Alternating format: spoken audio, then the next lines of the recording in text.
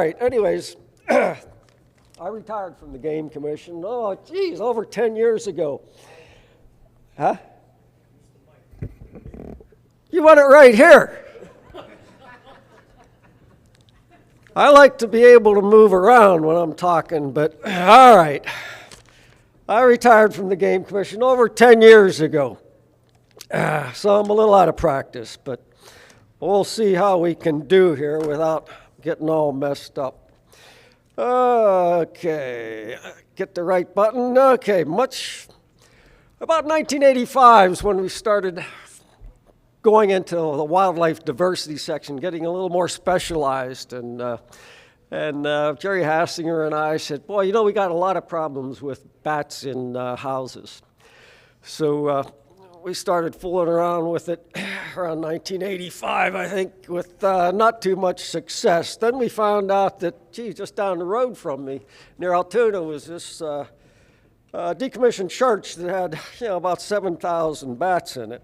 So we started taking a hard look at that as far as what the bats were doing. And of course, it's a maternity colony of little browns with the pups, and provided a good wildlife viewing site, we found, because we ended up purchasing it, and it became part of the state park and became a very popular wildlife viewing area, and it's just starting to recover.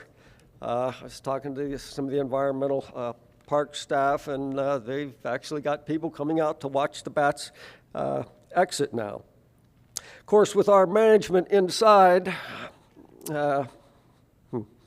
it slowly grew to about 20,000 little browns, which made a nice dawn return story too, with quite a swarm showing up.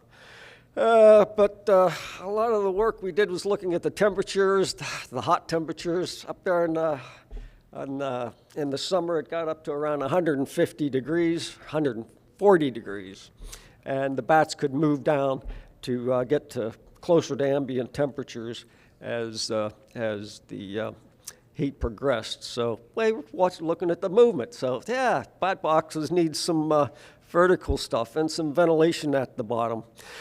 Now, Canoe Creek State Park also has a mine with Indiana bats and a bunch of little browns. So we banded, and we set up in the beginning with our banding of bats that yellow was going to be the Canoe Creek site, whether it be the mine or the bat boxes, because we didn't know if we were ever going to find any Indiana bats in the church. So, lo and behold, I had our staff photographer out there one day to get some pictures once the church was purchased and became part of the state park. And lo and behold, I pulled one bat down. It was blazing hot. They had all come from the peak and were down low. And I looked at it and I said, Hal Korber was the photographer. I said, Hal, this looks like an Indiana bat. They're not supposed to be roosting with little browns. And they're not supposed to be roosting in a building either. Well, all of a sudden, that made headlines among the bat people and the bat recovery people. I actually had to pull 2 Indiana bats out of the church, take it across state lines down to Craig Styler. I had them on ice, and so that he could verify that these were Indiana bats. Well, Craig and I were good buddies. He says, this is ridiculous, but yeah, we got to do it. This is before the Indiana Bat Symposium, too. Anyways, that went along. But anyways, we learned a lot from sweating it out. And I say sweating it out in the church attic. And there we have a yellow band coming out of the peak of the church, decommissioned church. Of course, there was a lot of bat guano in there, too. Man, made some good fertilizer for my garden. Also provided close to a ton of fertilizer for the state park and me and some of my neighbors. And we had a hay wagon just stacked up with sacks of guano. Okay, again, temperature recording and taking data from this site was real important. We also did some management with putting roost baffles in from the peak down close to the floor. And eventually we got like 20,000 bats using it. It went from 7,000 to around 20,000. Well, that's a lot of bats in one spot. What if something happens to that church? All right, so we started pulling a little harder with bat boxes. Yeah, I'm just getting my own little stash of guano there from underneath. Uh-oh, what happened? From under, my screen went black. All right, my own little stash of guano. Well, lo and behold, this is where it all began with this bat box. This was actually a design from Minnesota's woodworking. And we never had any luck until I actually pulled that down and starting narrowing the crevices up. And that's when we got bats. And I don't know, is Lisa Williams around? No. Anyway, she would now be my boss if I was still working for the Game Commission. She worked as a seasonal for me for a little bit and then went to the Peace Corps and came back, was coming back and wanted to do a master's degree on something. And I said, well, bat boxes, we're having luck. She said, bat boxes, they don't work. Well, lo and behold, we got it started. That was in, I don't know. What number is this? Why isn't the number showing up here? Anyways, okay. Anyways, this was what got it all started. And we started spreading things out in the state park, down in the wetlands across the road, and eventually even down in around the foraging area. This great screen keeps going, buggers on me. All right, but I'm going to skip by some of these, because we already talked a lot about some of this stuff. And of course, the big problem we had, I'm working in management areas on state game lands, and I had the whole state back in those days. Now they have regional biologists, but I was covering the whole state with bird and mostly mammal, but at one point, it was all bird and mammals of the state. So eventually, this maintenance of these boxes got to be a real problem. So we started working with metal shell designs. And now, also, we created the Summer Bat Concentration Survey, which, with the Wildlife Action Plan, that changed its name to the Appalachian Bat Count, where private individuals, managers, the works, will start doing counts on the artificial roosts, even buildings, wherever the bats were, bridges. And that worked out quite well. And of course, we got involved in management and came up with this metal shell design, which is right there. One of the old wooden ones on the right, and the new metal shell on the left. And slowly replaced them because it was like about every 5 years we had to do work on these old wooden boxes. All right. 14, I'm down to number 14. Yeah, and this all led to the aluminum shell boxes. This next shot was one of the experimental ones where we're doing temperature monitoring and whatnot in my backyard. Before white nose, I ended up with over 1,000 bats in my backyard, put on a good show. Right now, I have a couple little browns stopping in during the migration season, and one big brown that goes into a bat box or the window screen on one of the bedroom windows. But my neighbor has better habitat. So this is the thing was happening with our artificial roosts and where to place them and whatnot, especially after white nose. Okay, some went up. Well, we're right along a river. That's why those are going up. All right, my house, I've got a little stream, but my neighbor has ponds. He's got survivors. He started out with, after white nose, he had around, 50 to 100, and now he's up over a couple of hundred little browns. And he also has a good colony of big browns, too. come on, screen, lighten up for me. There we go. And of course, the boxes around the church at Canoe Creek State Park, we were finding yellow bands in them. So we knew that these Indiana bats would roost right with the little browns in these bat boxes, and rear pups, which we found through doing some telemetry. I also worked with the Allegheny National Forest, and you already saw this, raising baffles up in the barn to concentrate where the guano is. You could even put a bag underneath it and catch the guano for whatever. Terry would be really good at designing a plan for that, right? Catch that guano. All right. You the man. And these were mostly big browns up there with the Allegheny National Forest. Okay, back at Canoe Creek, let's kind of spread these bats out a little bit. So started designing a condo, doing temperature sampling and with this, and lo and behold, we started initially the first year with a couple of big browns, and then slowly the myotis started moving in. Sometimes when you're lucky, or not lucky, sometimes when you're a highly skilled photographer, you can be somewhat, you can be really great at getting that important picture. If you look right here at this bat, this one right here, we're going to focus in on that, and we got a yellow band coming out. Of course, that was the hard way to do it. Took a lot of skill to get that shot. The easier way was to just open up, wrong button, open up the bottom and gather some guano. Charlie, this is one of your shots. All right.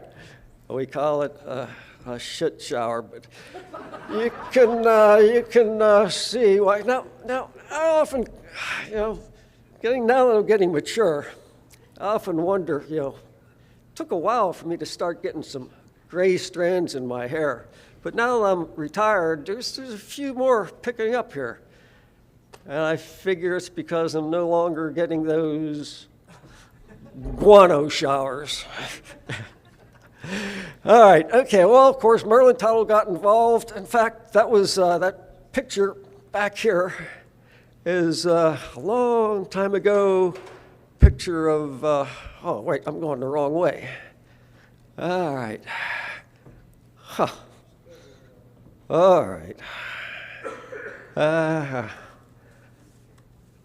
Of Donna Hensley taking pictures of that Minnesota-designed bat box. And that there is Mylea Bayless from BCI. Once we started having luck with the bat boxes, Merlin sent some of his people, and they took a lot of pictures. Then eventually Merlin showed up and saw some of the bat cave management and mine management going on too. And lo and behold, we started having bat workshops. And a lot of people here have gone through. How many people have gone through the Pennsylvania bat workshops? Yeah, there's a few. Hate to see those not happening anymore. Okay, this one is the high school that my daughter is going to, all right, Juniata Valley High School.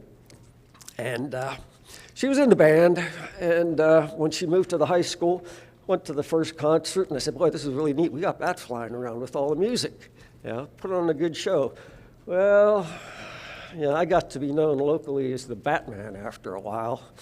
And finally, the school decided, hey, can we get those bats moved out of the auditorium? Well, it took about 3 years. There was about 2,000 or so bats going in different crevices, mostly underneath the metal flashing here.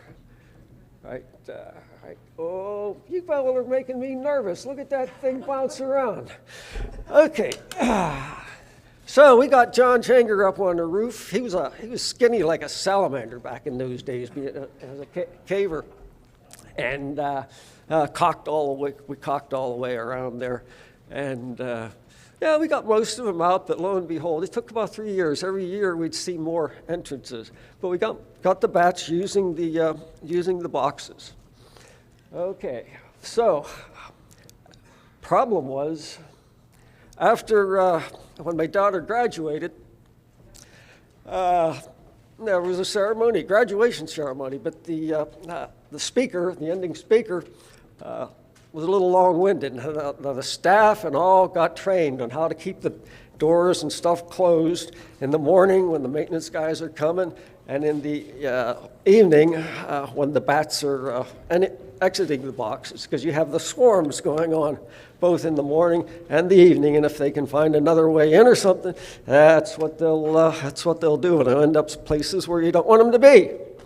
So, well, after the graduation ceremony, people came out this door. Now, usually these bats came out of the bat boxes, used cover. Now, and Jim talked about cover. You know, bats like to dive into cover.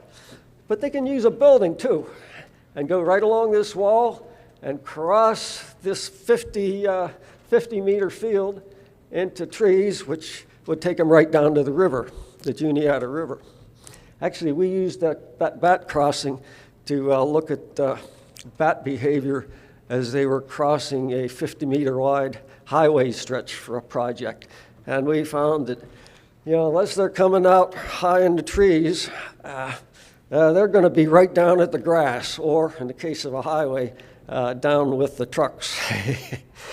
Okay, so anyways, we pulled those bat boxes down and put them up on poles, and you saw videos of the bats coming out of these from John. This is about 100, 150 meters from the high school, which is where the red arrow is.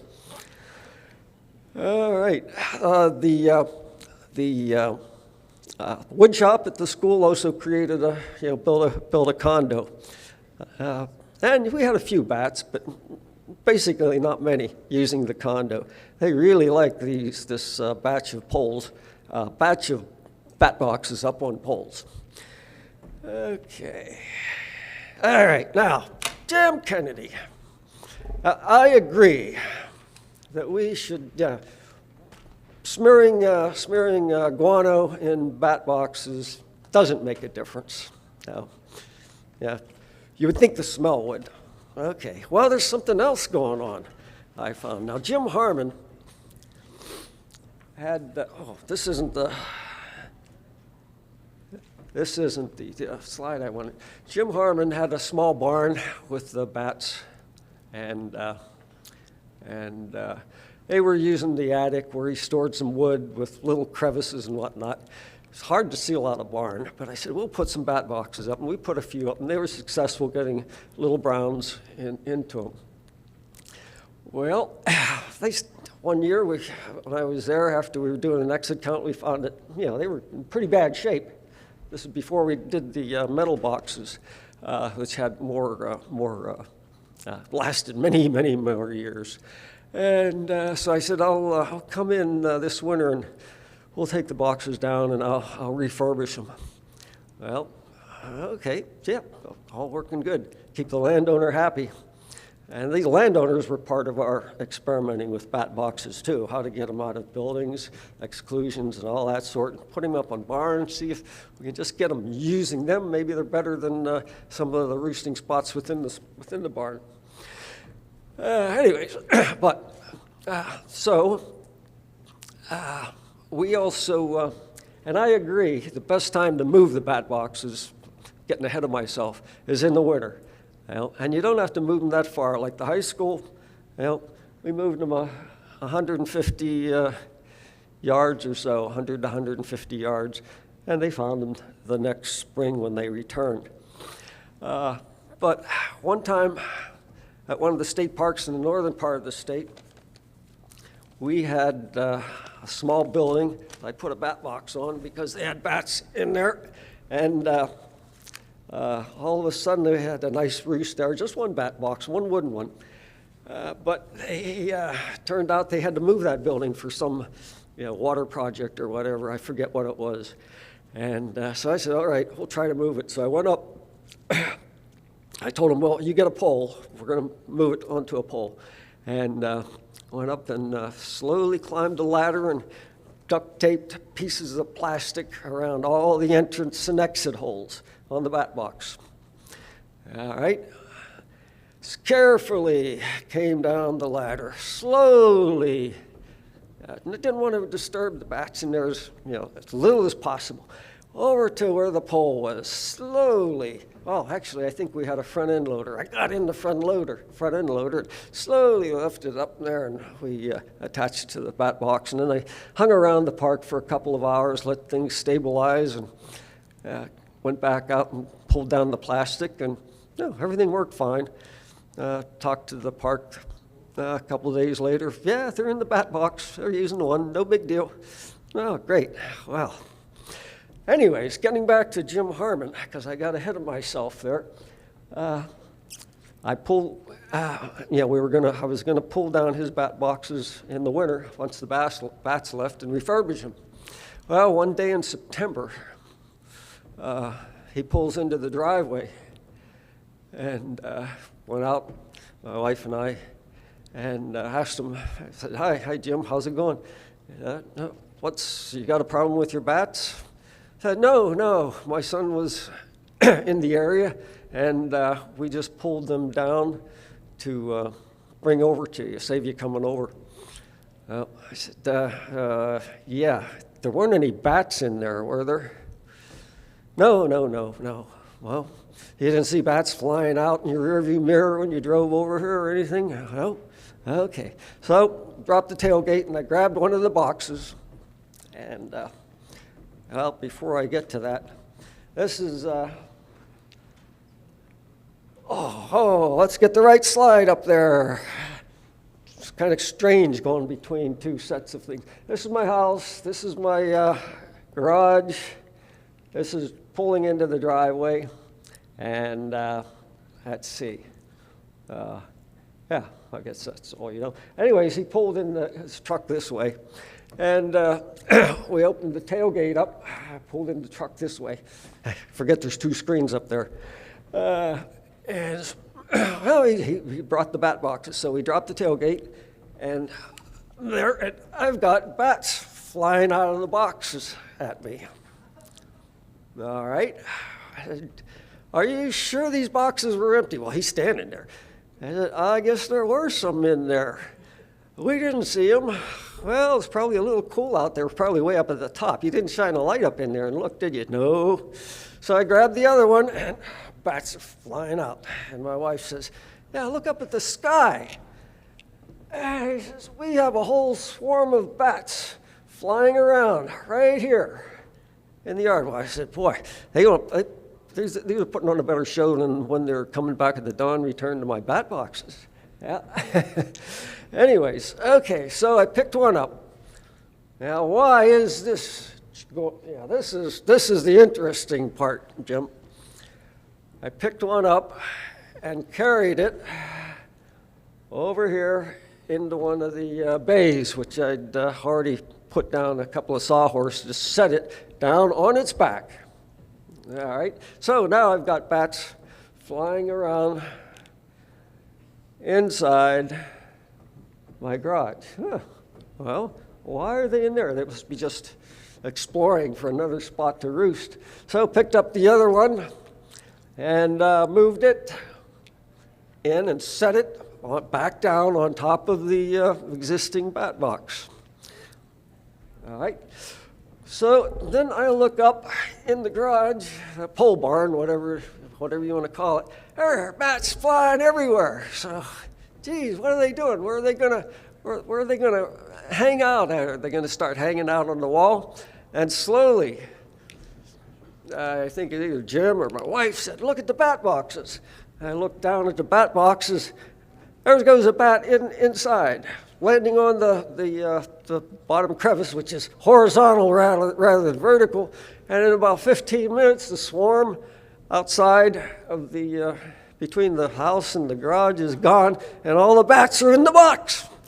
So, geez, I wish I'd have known this earlier, the last couple of years ago when I was climbing a pole to pull down a bat box and move it, 10, 20 yards and put it up on a pole. And I was thinking, all right, let people know if they're fooling with bat boxes, especially with my Otis, who knows what big browns would do. Hey, give it a try. Just pull it down and see if they follow you with the bat box. But you don't want to do that when they're dropping pups or anything, either early in the season or late in the season, because, stressful time when you start having pups falling out and whatnot, and bats flying around. So you don't want any pups in there to do that. But it's something worth a try, I think. All right. Let's see, what else have I got here that I might want to talk about? All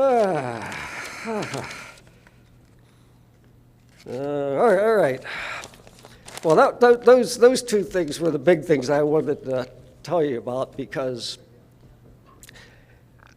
my predecessors covered everything, really. They did one hell of a job. Okay, but one thing I do want to mention that I don't know if any of you have noticed this, I've got some bat boxes with both big browns and little browns in. And I was out with John. This is a campground that I usually stay at when I'm doing some whitewater kayaking. And I put these boxes up, and John's been putting more up to see if he can compete with my metal shell designs. He's starting to get some use. But anyways, that's one thing John Changer's been doing. Oh, I got a new design. We're going to put this up. Maybe it'll work pretty good. Yeah, I know what you're trying to do. You're trying to come up with a better design, better durable design than mine. Anyways, we got big browns. They're segregated somewhat in two big metal shell boxes back to back on a pole. I went out, what was it, this year or last year? I forget. When I was camping, I went out to watch the dawn return. Sometimes you're pretty tired after a day on the river. You're not going to get up too early the next morning. But anyways, I made it up in the morning to watch the dawn return. And okay, first thing, little browns start coming in. And got a swarm around the boxes. And then all of a sudden they go in real quick. Now, usually in the past, you'd have stragglers and whatnot. But it's almost like they went in right away. Now, the little browns are coming in from the trees, from the river, and going right into the boxes pretty quick. All right, but there was a little swarm. They put on a good show, but then things got quiet, and then the big browns started coming in. It's almost like there's flight control. Now, the big browns are coming in from the tops of the trees, down through the camping field, and a little swarm, and then going in. And so that really amazed me that, the two species have something going on with flight control when they're coming in. But anyways, that's it. Thank you.